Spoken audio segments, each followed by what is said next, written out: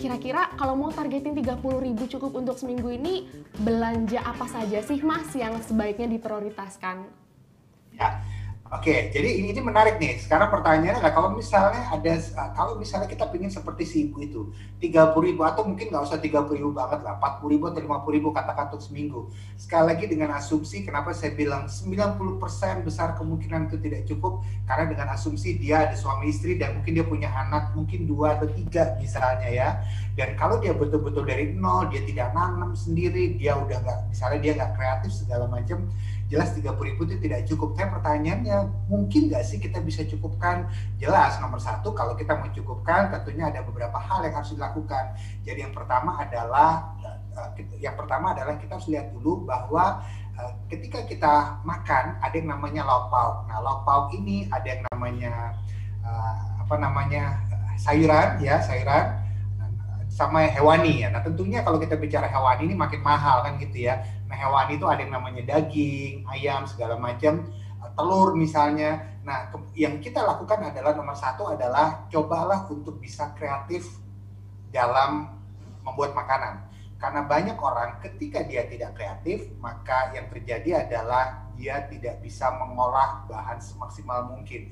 Tetapi ketika dia kreatif, dia bisa mengolah bahan yang mungkin makin minim bahannya, dia mungkin makin bisa gitu. Tapi saya bukan berarti mengajak Anda untuk pakai bahan seminim mungkin, tidak seperti, tapi nomor satu adalah kuncinya adalah kreatif, itu yang pertama ya. Dan saya tahu ini tidak gampang, dan untuk bisa jadi kreatif seperti ini tentunya dia harus rajin-rajin lihat-lihat makanan yang pernah dimasak orang ya. Dia harus rajin-rajin belajar, buka, saya yakin kayak di YouTube, bahkan di TikTok, kalau mau di size itu pasti ada saja konten-konten yang membahas tentang bagaimana caranya menyiapkan makanan dengan dana dengan bahan yang super terbatas. Itu pertama, kuncinya saya pikir adalah kreatif. Nomor dua, pahami bahwa ada yang namanya daging, ada yang namanya sayuran gitu ya. Tentunya ya mungkin kita harus pahami bahwa kalau daging paling mahal itu ya hewan itu paling mahal itu adalah daging. Nah, kemudian ada yang namanya ayam, ada yang namanya telur gitu ya. Jadi mungkin memang tidak bisa sesering mungkin kita bicara daging seperti itu ya. Kita mungkin harus ayam atau telur misalnya. Atau kadang-kadang kalau kita bicara nabati misalnya seperti itu, ada yang namanya tempe, ada yang namanya tahu. Pelajari baik-baik apakah ada menu yang bisa kita lakukan untuk bisa mengolah tempe dan tahu itu sedemikian rupa. Kenapa? Karena jelas kalau kita bicara tempe dan tahu, dia akan lebih murah daripada yang hewani.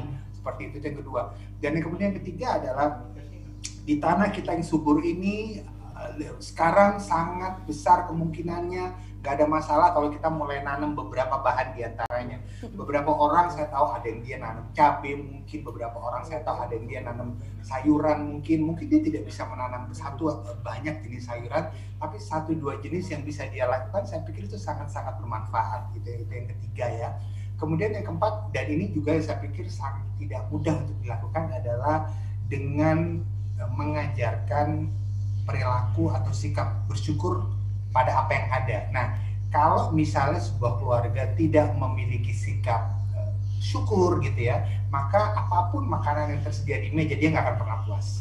Saya kenal seseorang yang dia tidak pernah suka pada apapun makanan, 80-90% dia tidak pernah puas pada makanan apapun yang disajikan di rumah, dia selalu pengen cari makanan yang disajikan di luar. Ternyata setelah dikilik-kilik, ternyata dia punya karakter bahwa kok sepertinya rumput tetangga selalu lebih bagus daripada rumput kita sendiri. Dan yang dia tidak sadar adalah bahwa seringkali makanan yang ada di luar kelihatannya lebih menarik. Kenapa? Ya jelas karena makanan di luar itu kan dijual ya, dan ketika dijual dan dimasukin di aplikasi pengantar makanan, fotonya lengkap dengan lighting, penyajiannya bagus, di fotonya juga bagus. Setelah dimakan nggak semua yang dia beli itu enak juga kok. Beberapa makanan yang dia beli kadang-kadang kalah enak dengan makanan yang ada di rumah. Saya pikir seperti itu ya. Kemudian juga sekali lagi yang paling penting sekali lagi adalah mengajarkan sikap untuk bersyukur atau mensyukuri pada apapun yang ada. Dan saya pikir penting sekali untuk mengajarkan orang-orang yang ada di rumah untuk makan apa yang ada di rumah.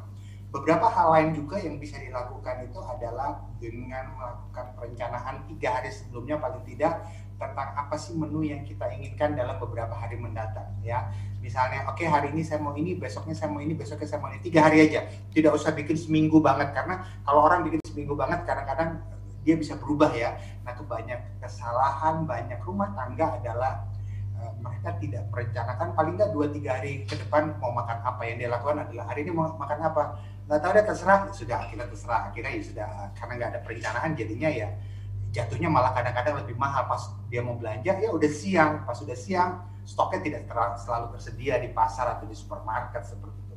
Saya pikir dengan melakukan perencanaan, paling tidak perencanaan makanan 3 hari ke depan, mungkin memang tidak habis, tidak 30.000 seminggu juga mungkin ya, pasti bisa lebih dari itu, tapi paling tidak dengan perencanaan kita bisa membantu kita untuk paling tidak melakukan budgeting sederhana terhadap pengeluaran yang kita lakukan untuk pembelian bahan makanan.